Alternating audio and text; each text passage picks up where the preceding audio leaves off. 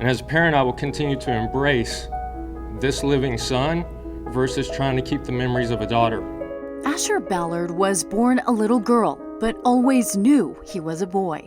I know it's not a phase because I've always felt like this. I've never felt female. I've always felt like I was born in the wrong body, that I've always been male. I may not have always had a description for it, or I've never had a label for it, but I've always known that I was male. Ashur struggled with his gender identity so much that he wanted to die. He attempted suicide twice in a matter of months and was hospitalized both times. I felt trapped in the wrong body. I felt like I couldn't continue life if I was stuck as a female. Being in the hospital that first time, it was surreal, and you just you're sitting back and almost watching your situation from above and thinking, what's going on, how'd I get here? All my friends were Christian, they were very religious, and I was just worried that no one would accept me for who I was. So I began self-harming, I began developing suicidal thoughts, and I began taking action on those thoughts. Ashur felt helpless. The first time he attempted suicide, his parents had no idea he was transgender. Wrist to shoulder, both arms, and just, you couldn't count how many cuts there were. Then I went and started going through the room, and I was maybe 5 minutes into the room, and I ran across these 2 pieces of folded up paper. Basically, it was suicide letter. Ashur went as far as writing a will and detailing how his family should give away his possessions.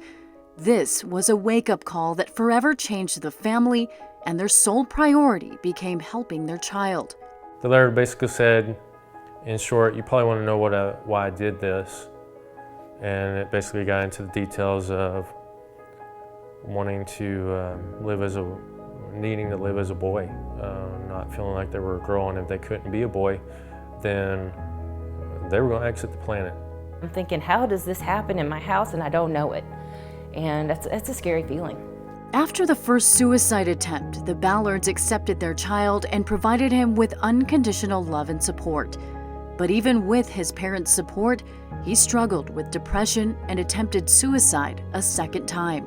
Now that we were aware of what was going on, he had moved to a new level of covering his steps, had made an envelope in the back of one of his books and was hiding his razor blades inside the little envelope that he took apart a little pencil sharpener, took it apart, got the blade out, hid the blade. When you see a child struggle with themselves so much to the fact that they want to cut themselves, make themselves hurt, bleed, kids do all kinds of things. You can try to get rid of every weapon in your house that you know of that they'll use, but if they're in that place in mind, they're going to find whatever they can to harm themselves. And when you know there's something that you can do to help them through it, like accepting that your child feels like they are a boy and should have been born a boy, it's really not that hard once you see that struggle, and just to understand that even just a little bit of acceptance, it goes a long way with them. It was a really long process, but we started, we got my hair cut, we changed all my clothing, and that was really cool. My priority is my kid. If you're going to be around us, you're going to accept him. I created this being in me, and yeah, we weren't going to do that. We weren't going to turn him away. I'd rather have a relationship with my son than bury a daughter. When I found Ash's suicide letter, even though it hadn't happened, I felt all responsible.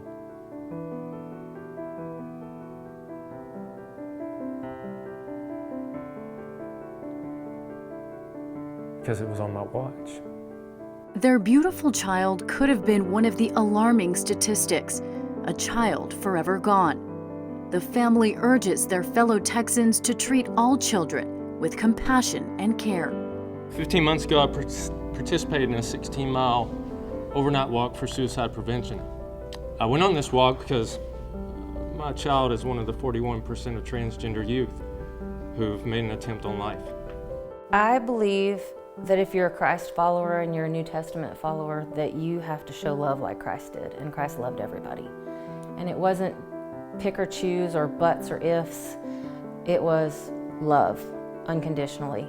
And love yourself, love your neighbor, love your child. And that's one of the biggest things that Jesus says is you do not throw your children out. You take care of your family. Knowing that they love me forever and they're never going to stop loving me for any of my choices is really nice to know, because it's like knowing that they're always going to love me really helps me like continue on during the day. Ashur has a group of friends now who accept and understand him. Therapy is also helping with his anxiety. Ashur's hoping for a future world where there is equality for all. I've learned a lot of different coping methods and coping skills. One of them is just like positive self-talk, like telling myself, you're worth it. Like or if I'm feeling bad about my body, like you look good in this outfit today, things like that. Discrimination is not a Texas value. Embrace dignity and respect for every Texan. Join Equality Texas.